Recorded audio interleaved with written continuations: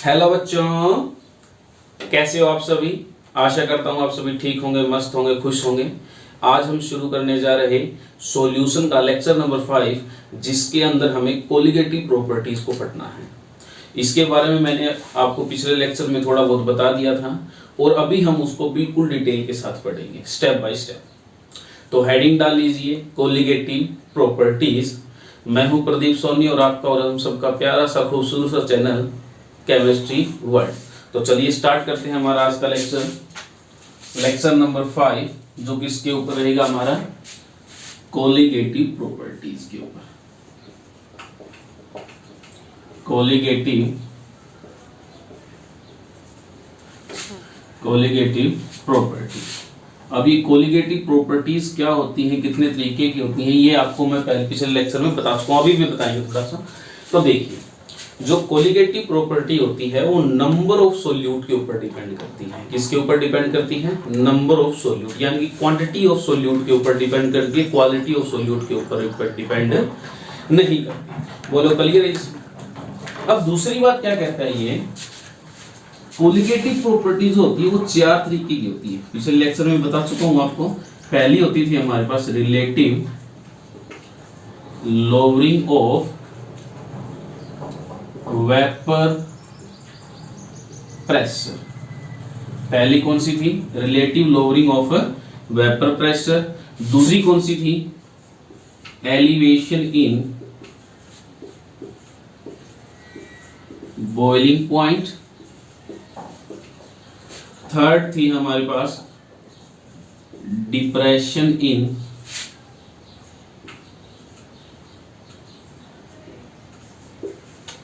Freezing point. और fourth है हमारे पास ऑस्मोटिक प्रेशर। जो हमारा आज का लेक्चर रहेगा वो relative lowering of vapour pressure and elevation in boiling point के ऊपर रहेगा। ठीक है, और इसको हम पहले पढ़ भी चुके हैं। ठीक है, और वो पुरानी जो वीडियो थी हमारी उसको मैं कंपाइल कर दूंगा इसके साथ। और हमारा जो लेक्चर रहेगा वो टोटली आज सिर्फ 2 प्रॉपर्टीज हम कवर करेंगे यहाँ पर, relative lowering of vapour pressure and elevation in boiling point. तो चलिए हेडिंग डाल लीजिए, relative lowering of vapour pressure. Heading डाल ली होगी आपने, relative lowering of vapour pressure. तो देखिए कोलिगेटिव प्रॉपर्टीज क्या होती है।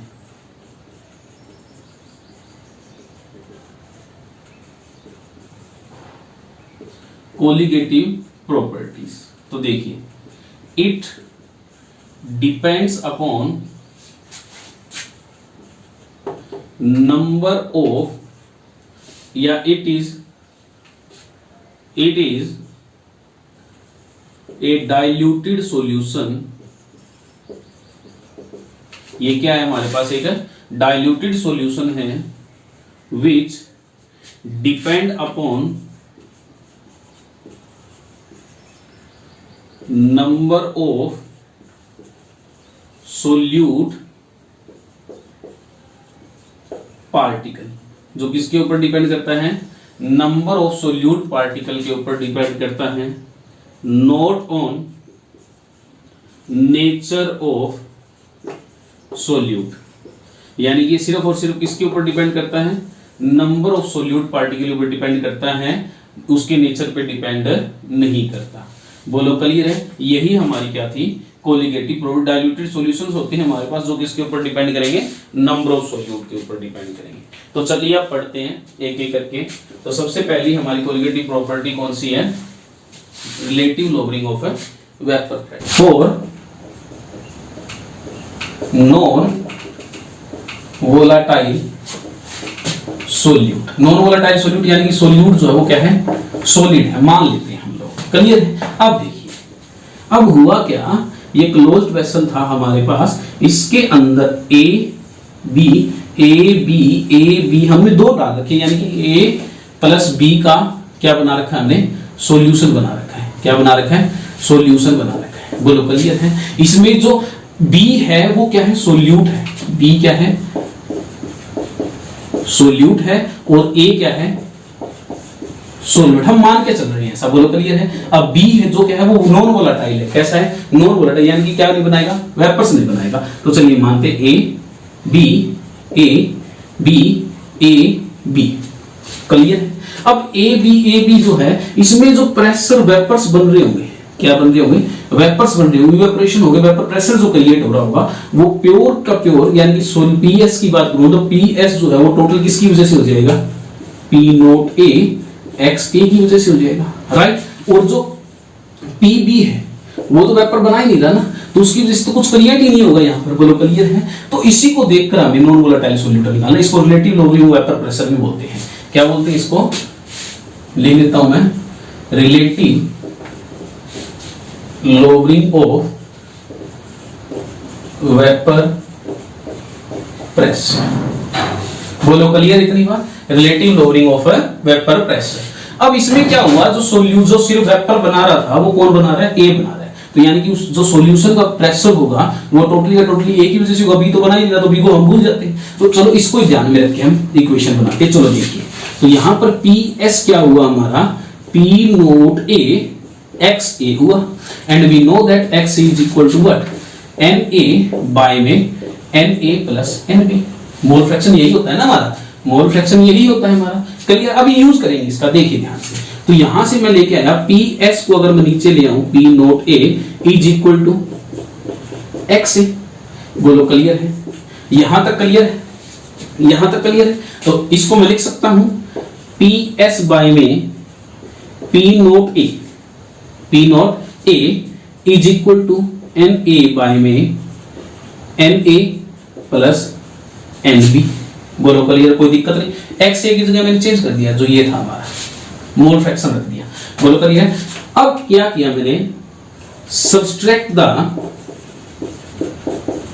वन, मैंने वन सब्सट्रैक्ट किया बोथ साइड, कहां पर, बोथ साइड। ये इक्वेशन फर्स्ट है हमारी, ये इक्वेशन 2 है, इन इक्वेशन नंबर 2, इक्वेशन 2 के अंदर किया। तो इसमें करता हूं मैं, तो इसको मैं अब ए हटा दूं, कोई दिक्कत नहीं।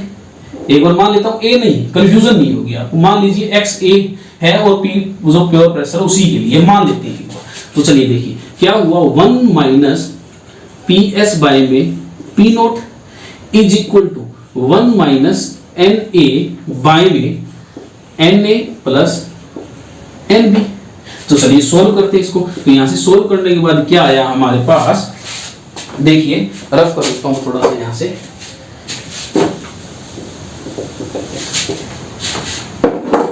क्या आया हमारे पास, देखिए यहां से क्या आया, P naught minus P S by में P नोट, बोलो यस और नो, यहां से यही आया ना, ये इक्वेशन नंबर बनी 4 हमारे पास, सॉरी 3, क्या बनी 3, क्लियर है। अब आगे देखिए, जब इसमें से घटाएंगे 1 घटाएंगे तो ये क्या बन जाएगी हमारे पास, एन बी बाय में N A plus N B. यही हमें प्रूव करना था, भी जो प्रेशर है वो कम हो गया ना, वो सिर्फ प्रेशर क्या हो गया, कम हो गया हमारे पास, बोलो क्लियर है। ये है हमारे पास relative lowering of vapour pressure, ये था हमारे पास vapour pressure for volatile and non volatile, बोलो क्लियर है। बिल्कुल आसान था हमारे पास। ये कैसे आया, ये आप जब एलसीएम लोगे इसका तो इस तरीके से सोल्व करोगे तो ये बी हो जाएगी हमारे पास, बोलो क्लियर है, हो जाएगा, हो जाएगा। यही इसी को बोलते हैं relative lowering of vapour pressure. तो देखिए सेकंड, अब हम शुरू करते हैं। फर्स्ट आपने नोट कर लिया होगा बिल्कुल अच्छे से, सेकंड स्टार्ट करता हूं मैं।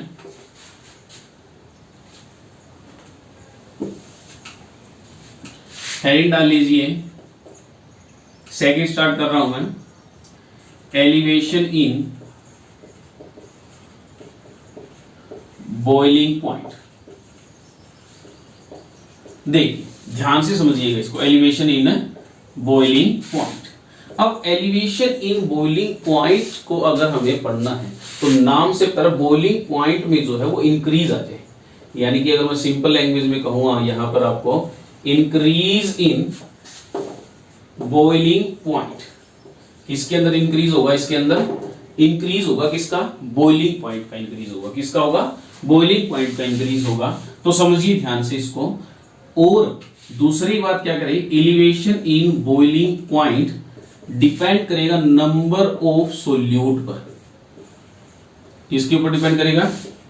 नंबर ऑफ सोल्यूट के ऊपर डिपेंड करेगा। और सोल्यूट को इंक्रीज कब होता था बॉइलिंग पॉइंट हमारे पास?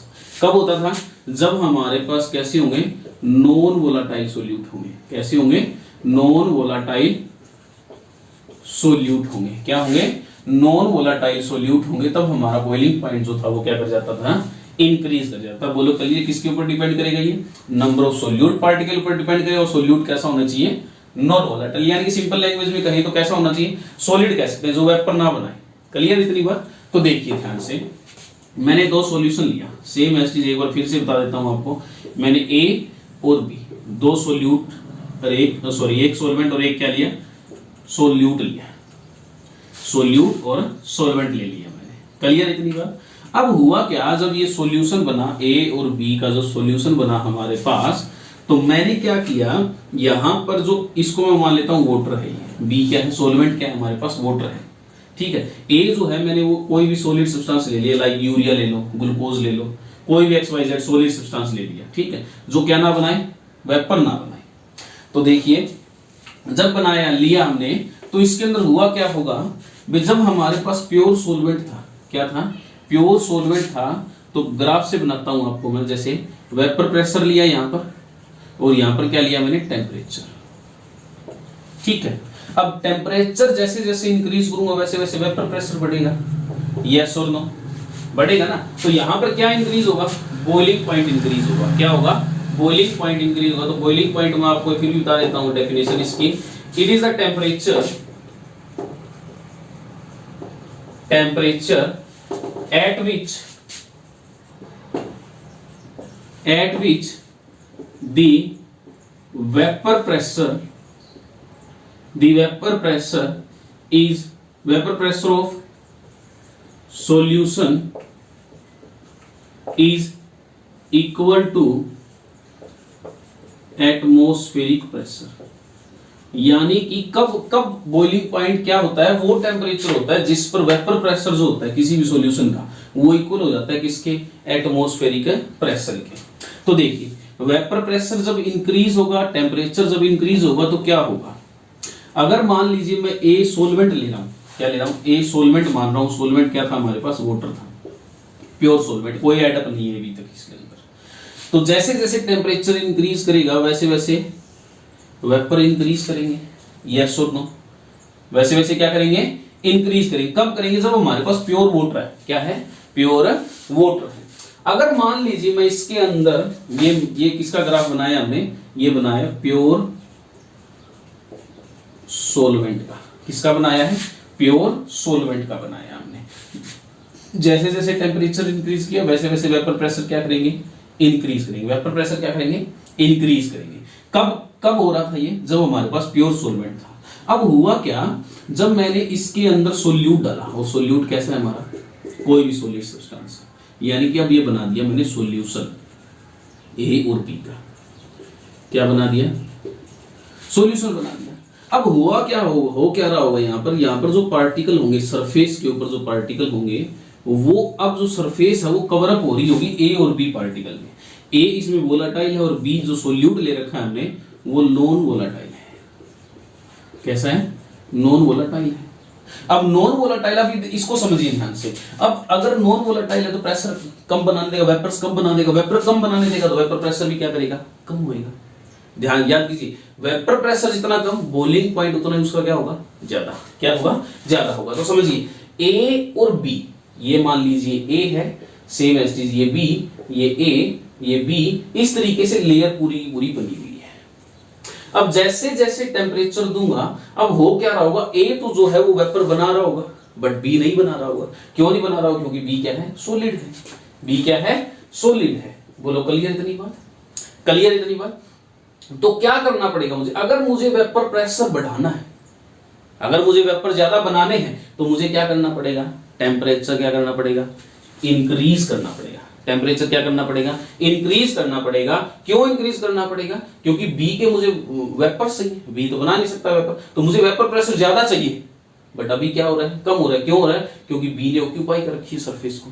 तो इसको हटाने के लिए मुझे टेम्परेचर क्या करना पड़ेगा, इंक्रीज करना पड़ेगा ताकि वेपर्स ज्यादा बने। इसी वजह से क्या करना पड़ेगा, मुझे टेम्परेचर ज्यादा लगाना पड़ेगा। तो ध्यान से समझिए, तो प्योर सॉल्वेंट का ये था हमारे पास, क्लियर है। तो बॉइलिंग पॉइंट समझ में आया भी, जब तक टेम्परेचर, वो टेम्परेचर इंक्रीज करेंगे भी जब हमारे पास जो वेपर प्रेशर है लिक्विड का वो एटमॉस्फेरिक प्रेशर के इक्वल हो जाए या ज्यादा हो जाए। ज्यादा होएगा तो वेपर ऊपर उठने स्टार्ट होंगे। इक्वल मतलब कहानी क्या है भी, जब इक्वल हो जाएंगे तो वेपर बनने स्टार्ट हो जाएंगे। समझे बात को, वेपर बनने क्या हो जाएंगे, स्टार्ट हो जाएंगे। कब, जब वेपर प्रेशर जो है वो एटमॉस्फेरिक प्रेशर के इक्वल हो जाएगा। और जब ज्यादा हो जाएगा वेपर प्रेशर तो वो ऊपर उठ के आने लग जाएंगे। हमें तो ऊपर उठ के आने यहां चाहिए ना हो।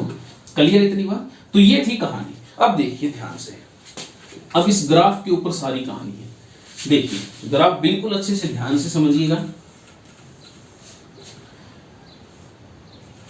बहुत आसान है। यहां पर लिखा मैंने वेपर प्रेशर, क्या है, वेपर प्रेशर, और ये क्या है यहां पर, टेम्परेचर। तो प्योर सॉल्वेंट की बात करें तो प्योर सॉल्वेंट का जैसे जैसे टेम्परेचर इंक्रीज करेंगे वैसे वैसे क्या करेगा, वेपर प्रेशर क्या करेगा, इंक्रीज करेगा। बोलो क्लियर है। ये क्या है हमारे पास, प्योर सॉल्वेंट का है। अब जैसे उसके अंदर सोल्यूट डाला वो वेपर कम बनने देगा, तो टेम्परेचर इंक्रीज करेंगे तो वेपर इससे तो कम बनेंगे ना, यस और नो, कम बने। मान लीजिए मैं कहता हूं यहां पर 1 atm प्रेशर है, ठीक है, 1 atm प्रेशर है। बोलो क्लियर है। अब जैसे ही मैंने सोल्यूवेंट के अंदर क्या डाला, नॉन वोलेटाइल सोल्यूट डाला, वैसे ही इसका जो वेपर प्रेशर है वो क्या कर जाएगा, कम हो जाएगा। मान लीजिए वो इतना कम हो गया। ये किसका है हमारे पास, सॉल्यूशन का है। किसका है, सॉल्यूशन का है। बोलो क्लियर है इतनी बात, क्लियर। जैसे जैसे टेम्परेचर बढ़ाऊंगा तो सॉल्यूशन का तो वेपर प्रेशर क्या करेगा, डिक्रीज करेगा। क्यों डिक्रीज करेगा, क्योंकि सॉल्वेंट सॉल्यूशन के अंदर क्या आ गया, नॉन वोलेटाइल सोल्यूट आ गया। क्या आ गया, नॉन वोलेटाइल सोल्यूट आ गया। बोलो क्लियर इतनी बात, क्लियर इतनी बात। अब ध्यान से देखिए, अगर नीचे की तरफ लेके आऊं इसको तो ये पॉइंट, इसको मैं मान लेता हूं ये जो टेम्परेचर है वो प्योर सॉल्वेंट का यानी कि टी नोट टेम्परेचर है। क्या है, टी नोट है। क्या है, टी नोट बी कह देता हूं, चलो टी नोट बी है। बोलो क्लियर है। और ये जो है वो है सॉल्यूशन का टेम्परेचर, जो क्या है, टेम्परेचर तो बढ़ गया, टेम्परेचर तो क्या हो गया, देखिए बॉइलिंग पॉइंट तो क्या कर गया, इंक्रीज कर गया, बट वेपर प्रेशर दोनों कांस्टेंट रखा हुआ है ना हमने, यानी कि 1 atm पे लगा रखा है। तो यानी कि इसका क्या हो गया, बॉइलिंग पॉइंट क्या कर गया, सॉल्यूशन का इंक्रीज कर गया। किससे इंक्रीज कर गया, सॉल्वेंट से। किससे इंक्रीज कर गया, सॉल्वेंट से। तो इसको मैं नाम दे देता हूं टी। क्या नाम दे दिया मैंने, टी। बोलो क्लियर इतनी बात, इतना समझ में आया, सिंपल समझिए इस बात को। सॉल्वेंट था, उसका टेम्परेचर कम था, कम टेम्परेचर, वेपर प्रेशर ज्यादा थे, बट जैसे ही उसके अंदर नॉन वोलेटाइल सोल्यूट डाला, सॉल्वेंट सॉल्यूशन बन गया हमारे पास, तो उसका बॉइलिंग पॉइंट तो इंक्रीज कर गया, टेम्परेचर तो इंक्रीज कर गया, बट प्रेशर क्या हो गया, प्रेशर मान लीजिए सेम रखते हैं एक बार, ये 1 atm तक रखा है ना मैंने यहाँ पर, ये देखिए 1 atm, यहां तक के डाटा कैलकुलेट कर रहे हैं हम लोग, बट इसका क्या हो गया, इससे कम हो गया। बोलो क्लियर इतनी बात, क्लियर है। यानी कि ज्यादा टेम्परेचर देने के बाद ये क्या बना रहे हैं, वेपर बना रहे हैं। क्या बना रहे हैं, वेपर बना रहे हैं। बोलो क्लियर इतनी बात। सॉल्यूशन कौन बना रहा है, सॉल्यूशन। तो इसके बीच में अगर मैं इसके डाटा और इसके डाटा की बात करूं तो इसको बोलते हैं डेल्टा टीबी। क्या बोलते हैं इसको, डेल्टा टीबी, यानी कि टेम्परेचर जो आ रहा है किसके अंदर, इसको क्या बोला हमने, एलिवेशन इन बॉइलिंग पॉइंट। तो ये क्या आया हमारे पास, ये आया हायर माइनस लोअर। क्या आया, higher minus T naught B. बोलो क्लियर है। ये हमारे पास एक डाटा आ गया। क्या आ गया, टीबी क्या आया हमारे पास, तो क्लियर है। टी क्या है, इसको चलो इसको मैं कह देता हूं टीबी है, ये भी क्या है, टीबी। ये किसका है, प्योर सॉल्वेंट का, और ये किसका है, सॉल्यूशन का, TB minus T naught B. बोलो क्लियर। ये एक फॉर्मूला आया हमारे पास, बट अभी पूरा नहीं हुआ, ये अभी पूरा नहीं हुआ। देखिए ध्यान से, इसको रफ कर दे रहा हूं यहां से एक बार। ये बिल्कुल अच्छे से क्लियर हुआ, बिल्कुल अच्छे से क्लियर हुआ। देखिए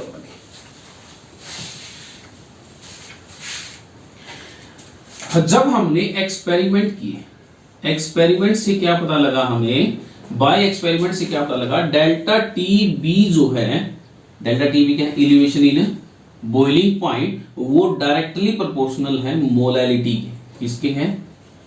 मोलैलिटी के। एक्सपेरिमेंट से पता लगा हमें ये बात। और मोलैलिटी क्या होती है? Number of moles of solute, moles of, अब नॉन वोलाटाइल ले रहे तो नॉन वोलाटाइल सोल्यूट बाय में मोलैलिटी है। क्या है? मोलैलिटी है। तो क्या आ जाएगा? क्या आ जाएगा? Mass of solvent in KG. अभी तक ये आया। जब मैंने डायरेक्टली प्रोपोर्शनल हटाया तो हमारे पास क्या आया? यहां पर delta T B is equal to K B into में M, small M. Small M किसका था? मोलैलिटी। क्या था? मोलैलिटी। ये के बी क्या आया यहां पर? के बी को बोल सकते हैं हम लोग मोलल एलिवेशन कांस्टेंट, या इसको क्या बोल देते हैं हम लोग? ई ब्यूलो हैं, ई ब्यूलो स्कोपिक कांस्टेंट। ये दोनों नाम इसके हैं, मोलल एलिवेशन कांस्टेंट या इब्यूलोस्कोपिक कांस्टेंट। बोलो क्लियर? इतनी बात बिल्कुल आसानी से क्लियर हो गई। अब ये दो फॉर्मूले तुम्हारे पास जनरेट हो गए। पहला फॉर्मूला तो ये हो गया और दूसरा क्या हो गया? ये हो गया। अब वो कह देता है बताओ भाई के बी यूनिट क्या होगी? यूनिट बताओ इसकी। तो यूनिट क्या होगी? के कांस्टेंट है हमारे पास, मोलैलिटी नंबर ऑफ मोल से, टी टेम्परेचर से, तो केल्विन, ये इधर लेके जाएंगे इसको, ये देखिए इधर लेके जाएंगे तो ऊपर चला जाएगा केल्विन केजी पर मोल, ये यूनिट हो जाएगी इसकी। बोलो क्लियर है? ये इधर गया तो नंबर ऑफ मोल्स नीचे आएंगे, ऊपर जाएंगे तो ये इस तरीके से यूनिट हो जाएगी इसकी। बोलो क्लियर? इतनी बात क्लियर? इतनी बात हो जाएगा। बहुत आसान था, यूनिट निकाल दोगे यहां से। अब वो कहता है भी अगर मान लो तुम्हारे पास फेवरेबल कंडीशन ना हो, यानी कि मतलब क्या है, केबी की वैल्यू क्या होगी? केबी को कैसे डिफाइन करोगे? तो वो देखिए। तो केबी अगर मान लीजिए मैं एम को 1 रख देता, एम को क्या रख दिया? 1 रख दिया, तो केबी जो है वो डेल्टा टीबी के इक्वल हो जाएगी। यस और नो? कब? जब मोलैलिटी को क्या रख दिया मैंने? 1 रख दिया। तो केबी किसके इक्वल हो जाएगा? Delta TB. और डेल्टा टीबी ये फॉर्मूला नहीं है कोई, बस मैंने ऐसे बताया आपको। क्लियर है? ये था हमारे पास molar elevation in boiling point. अब इससे रिलेटेड कुछ न्यूमेरिकल्स है वो लगा के देखते हैं हम लोग। क्लियर है? इतनी बात बहुत आसान था, बिल्कुल अच्छे समझ में आया होगा आपको। देखिए अब न्यूमेरिकल देखते हैं इससे रिलेटेड कुछ एक दो।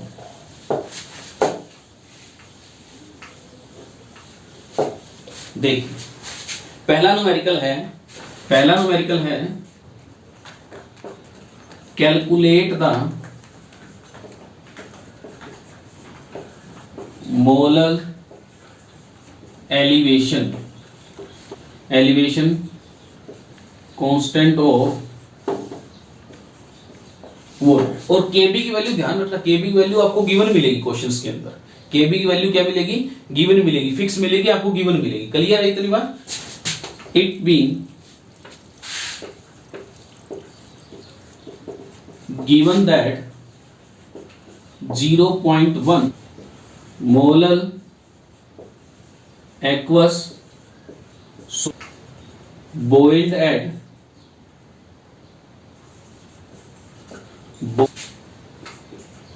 100.052 डिग्री सेल्सियस।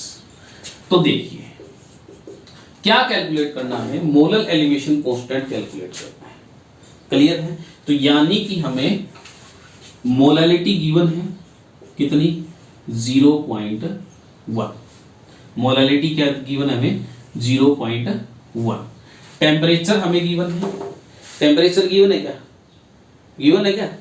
गिवन है। बॉइलिंग पॉइंट ऑफ सॉल्यूशन दे रखा है हमें, तो बॉइलिंग पॉइंट ऑफ सॉल्यूशन हमें गिवन है, वो कितना है? 100.052 डिग्री सेल्सियस। बोलो क्लियर है? क्लियर है? तो चलिए देखते हैं अब डेल्टा टीबी क्या हो गया। तो यहां से डेल्टा टीबी निकालते हैं, क्या हो जाएगा? सॉल्यूशन का माइनस सोलवेंट से। तो चलो देखते हैं 100.052 माइनस 100, क्यों, देखिए ये क्या होता था हमारे पास TB माइनस T0B, यानी कि सॉल्यूशन का माइनस सोल्यूट का। तो चलो देखते हैं सॉल्यूशन का क्या दे रखा है हमें 100.052 माइनस 100 डिग्री, माइनस क्या ले लिया हमने 100 डिग्री। बोलो क्लियर है, क्लियर है, क्लियर है, क्योंकि कोई भी सॉलिड लेंगे उसका 100 डिग्री मान लेते हैं उसका बॉइलिंग पॉइंट, ठीक है।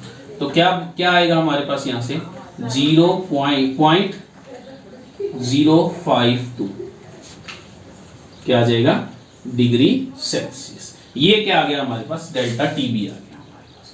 अब डेल्टा टीबी क्या होता है, delta TB is equal to what KB into में एम।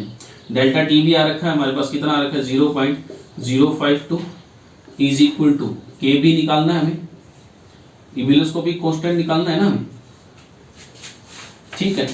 और m मल्टीप्लाई में इधर जाके डिवाइड में, बोलो क्लियर है, यहां से kb आ जाएगा हमारे पास। सोल्व करने के बाद क्या आएगा 0.52 सेल्सियस m। बोलो क्लियर है, क्लियर है, हो जाएगा। ये इस तरीके से क्वेश्चन आएंगे आपके पास।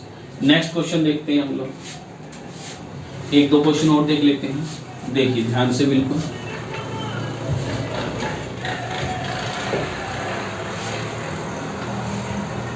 बहुत आसान प्रॉपर्टीज। नेक्स्ट क्वेश्चन देखिए, कैलकुलेट द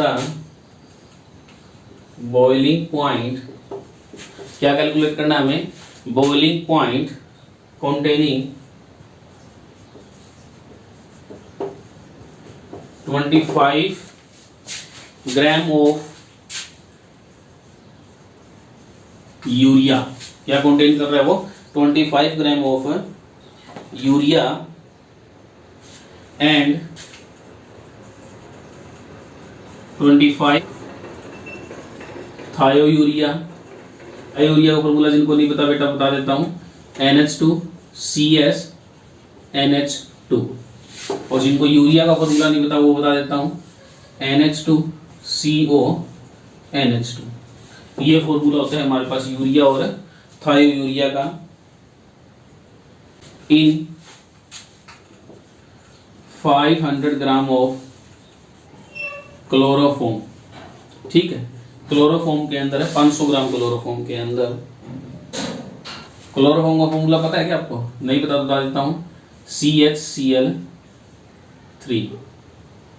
ये हमारे पास क्लोरोफॉर्म है and the boiling point of pure chloroform is 62.2 degree Celsius. कितना दे रखा हमें 62.2 डिग्री सेल्सियस एंड के भी हमें गिवन है, के भी दे रखा है 3.63 केल्विन पर मोल।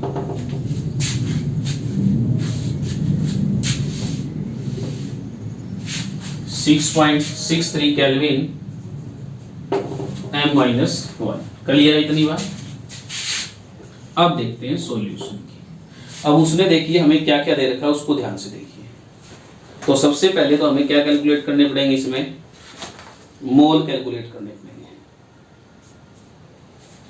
क्या कैलकुलेट करने पड़ेंगे, मोल कैलकुलेट करने पड़ेंगे किसके, यूरिया के और थायोयूरिया के। देखिए 25 ग्राम यूरिया तो गिवन बाय मोलिकुलर मास निकालना आता होगा आपको, आता होगा ना आपको। ये इसके मोल निकल जाएंगे यहां से, कितने आएंगे 0.417 मोल। बोलो क्लियर है। ये किसके आगे हमारे पास, यूरिया के आगे। और थायोयूरिया के निकालने हो हमें थायोयूरिया 25 गिवन है ना हमें, ये भी 25 बाय में थायोयूरिया कितना होता है, कैलकुलेट करोगे आप, थायोयूरिया का तो आ जाएगा 76। जब इसको कैलकुलेशन करके आप निकालोगे तो यहाँ से आ जाएंगे हमारे पास 0.329 मोल। बोलो पहले मोल्स हमारे पास आ गए। अब टोटल मोल कितने होंगे, टोटल मोल कितने हो गए हमारे पास 0.417 प्लस 0.329। ठीक है, जब इसको कैलकुलेट करोगे तो हमारे पास आ जाएगा 0.746 मोल आ जाएगा। क्लियर है, टोटल मोल आ गए हमारे पास। अब देखते हैं मास ऑफ सोलवेंट। अब सोलवेंट क्या दे रखी है हमें, क्लोरोफॉर्म, तो मास ऑफ सोलवेंट। अब ये सोलवेंट का पता कैसे लगा, क्योंकि इसके अंदर है ना, ये दोनों के दोनों किसके अंदर है, इसके अंदर है। तो मास ऑफ सोलवेंट, सोलवेंट क्या है हमें कितना दे रखा है 500 ग्राम। क्या है सोलवेंट हमारे पास CHCl3 क्लोरोफॉर्म। बोलो क्लियर है, कितना दे रखा है हमें 500 ग्राम दे रखा है। ठीक है, जब इसको कैलकुलेट करोगे इन केजी में चाहिए मास ऑफ सोलवेंट हमें, याद करो मोलालिटी, मोलालिटी चाहिए ना हमें, तो ये कितना हो जाएगा 0.500 kg। ये किस में बदल दिया हमने, केजी में बदल दिया। क्यों बदल दिया, क्योंकि मोलालिटी लगती है हमारी एलिवेशन में, तो एलिवेशन में मोलालिटी का रख दिया हमने किलो में कन्वर्ट कर दिया इसको। बोलो क्लियर है। अब मोलालिटी निकालते हैं, तो मोलालिटी क्या आई यहाँ से, number of moles of solute. Solute हमने ले लिया कितना 0.746 बाय में मास ऑफ सोलवेंट 0.500। बोलो क्लियर है, क्लियर है। जब इसको सोल्व करोगे आप लोग तो सोल्व करके कितना आ जाएगा, ये 0.746 बाय में 0.500। सोल्व करोगे तो ये आ जाएगा 1.496 मोलर। क्लियर है, ये आ गई हमारे पास मोलैलिटी। क्या आ गई, मोलैलिटी आ गई। अब चलते हैं डेल्टा टीबी की ओर। देखिए इसको रफ कर दूं यहाँ से, ये बिल्कुल अच्छे समझ में आया होगा। पहले हमने क्या किया, जो सोल्यूट दे रखी है हमें, एक तो यूरिया दे रखा है और एक क्या दे रखा है, थायोयूरिया दे रखा है। किसके अंदर डाला हुआ है, दो सोल्यूट हमने किसके अंदर डाले हुए हैं 500 ग्राम क्लोरोफॉर्म के अंदर डाले हुए हैं। तो ये मोलल, पहले मोल निकाले सोल्यूट के हमने, क्लियर है। फिर हमने जो सोलवेंट हमें ग्राम में दे रखा था उसको किस में कन्वर्ट किया, किलोग्राम में कन्वर्ट किया, फिर मोलैलिटी निकाल ली। अब चलते हैं डेल्टा टीबी की ओर। देखिए अब डेल्टा टीबी क्या होता है हमारा, केबी इंटू में एम। तो डेल्टा टीबी, केबी हमें गिवन है कितना 3.63 इंटू में मोलैलिटी कितनी आई हमारी 1.496। जब इसको सोल्व करोगे आप लोग तो सोल्व करने के बाद हमारे पास कितना आ जाएगा, ये 5.416। बोलो क्लियर है, क्या आ जाएगा 5.416। क्लियर है। अब बॉइलिंग पॉइंट ऑफ सॉल्यूशन, अब सॉल्यूशन का कितना हो जाएगा, ये तो डेल्टा टीबी आ गया हमारे पास, सॉल्यूशन का कितना हो जाएगा, बॉइलिंग पॉइंट ऑफ सॉल्यूशन। अब देखिए ध्यान से, अभी तक क्या दे रखा था उसने, क्लोरोफॉर्म का बॉइलिंग पॉइंट दे रखा था, बट सॉल्यूशन का निकालना है हमें। ठीक है, तो सॉल्यूशन का निकालने अब क्या हो जाएगा, कितना दे रखा था हमें 62.2 डिग्री, और हमने कैलकुलेट करके क्या निकाला 5.416 डिग्री। जब इसको जोड़ोगे प्लस करके लिखोगे तो हमारे पास आ जाएगा 67.616 डिग्री। ये हमारे पास आ गया बॉइलिंग पॉइंट ऑफ सॉल्यूशन। बोलो क्लियर है, क्लियर है। इस तरीके के क्वेश्चंस आएंगे आपके, बिल्कुल आसान आसान क्वेश्चंस होंगे, तो आप कर लीजिएगा इनको। रफ कर रहा हूं इसको मैं, बिल्कुल अच्छे समझ में आया होगा आपको।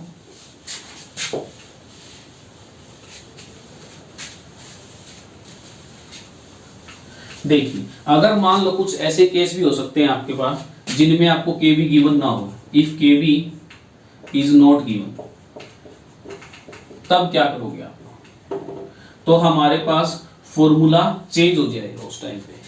तो फॉर्मूला क्या बनेगा, तो देखिए के बी कैसे निकालेंगे अगर हमें के बी गिवन ना हो तो देखिए के बी निकालने का फॉर्मूला होता है आर इंटू में टी नोट बी का स्क्वायर इंटू में एम मोलर मास बाय में 1000 और delta H heat of vaporisation.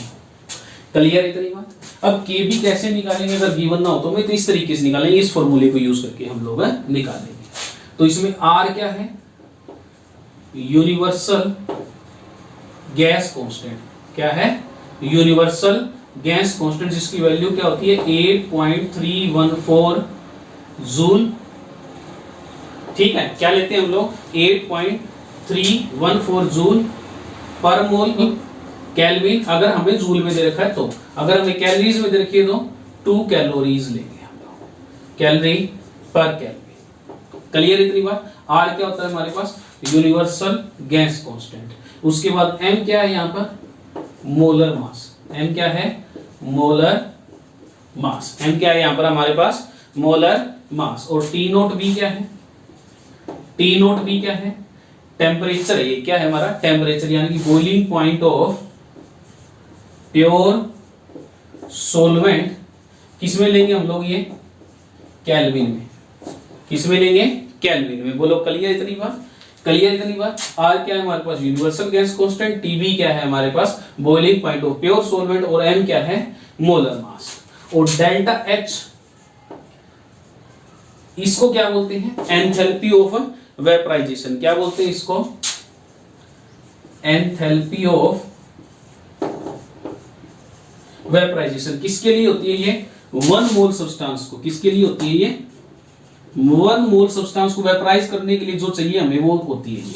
इसको निकालते कैसे हैं, इसको निकालने का फॉर्मूला होता है LV इंटू में M। LV क्या है यहां पर, लेटेंट हीट ऑफ वेपराइजेशन। अब ये क्या होती है, फॉर 1 मोल के लिए, और ये किसके लिए होती है, 1 ग्राम के लिए।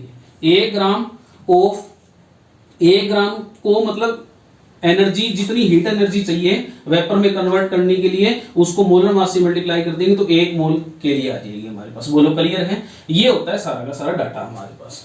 तो देखिए आगे, क्लियर इतनी बात, क्लियर है। देखिए आर क्या था, यूनिवर्सल गैस कांस्टेंट। एम क्या था, मोलिक्यूलर मास। टीबी क्या था, boiling point of pure solvent, जो हम किसमें लेंगे, केल्विन में लेंगे। डेल्टा एच क्या है, वेपराइजेशन, एंथैल्पी ऑफ वेपराइजेशन। किसके लिए लेते हैं, 1 मोल के लिए लेते हैं। क्लियर है। और वेपराइजेशन निकालते कैसे, एलवी इंटू में एम। एलवी इंटू में एम, यहां पर ये एलवी इंटू एम भी लिखा हुआ हो सकता है आपकी बुक में।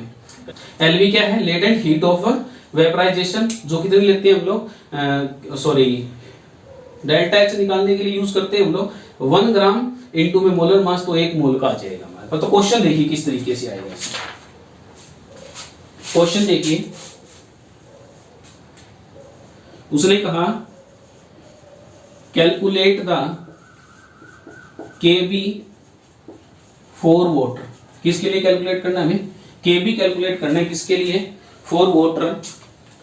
Latent heat of vaporisation given है, क्या गिवन हमें, latent heat of vaporisation is 540 calories. कितनी है, 540 कैलोरीज पर ग्राम। क्लियर इतनी बात। ये क्वेश्चन दे दिया, हमें क्या निकालना है यहाँ पर, केबी निकालना है। तो चलिए सॉल्यूशन देखते हैं। तो डेट टी नोट बी क्या हो जाएगा वाटर के लिए, आप जानते हो 373 केल्विन हो जाएगा, हम जानते हैं ये बात। क्लियर है। एलवी हमें गिवन है, कितनी गिवन है, 540 कैलोरीज, 540 कैलोरीज पर ग्राम। क्लियर है। उसके बाद मोलिकुलर मास हमें पता है वाटर का कितना होता है, 18। क्लियर। तो चलिए निकालते हैं। डेल्टा एच, वी क्या आ जाएगा हमारे पास, आर क्या लेंगे यहाँ पर, कैलोरीज में दे रखी है एलवी, तो 2 कैलोरीज लेंगे। क्लियर है। तो एच भी निकालने का, एलवी इंटू में एम। एलवी कितनी दे रखी है हमें, 540 इंटू में 80। बोलो क्लियर है। इस तरीके से निकाल लोगे, इस तरीके से निकाल लोगे। क्लियर है। अब इसको जब फॉर्मूले में रखोगे तो के भी हमारे पास अप्रोक्सीमेटली 0.52 आ जाएगी। कितनी आ जाएगी, 0.52 केल्विन kg पर मोल। क्लियर है इतनी बात? इस तरीके से आप सोल्व करोगे तो हमारे पास केवी निकल के आ जाएगी। जब फॉर्मूला पुट करोगे, इस फॉर्मूले के अंदर सारा डाटा पुट करोगे तो सोल्व करने के बाद ये आ जाएगा हमारे पास। कुछ इस तरीके से क्वेश्चंस आएंगे आपके, अगर नहीं दे रखा हो तो इस फॉर्मूले का यूज कर लोगे जब केवी गिवन ना हो। तो चलिए मिलते हैं नेक्स्ट लेक्चर में। ये लेक्चर हमारा यहीं पे समाप्त होता है। नेक्स्ट लेक्चर में हम लोग जो कोलिगेटिव प्रॉपर्टी है हमारी depression in freezing point and osmotic pressure, उसको कवर करेंगे। तो चलिए पढ़ते रहिए। All the very best.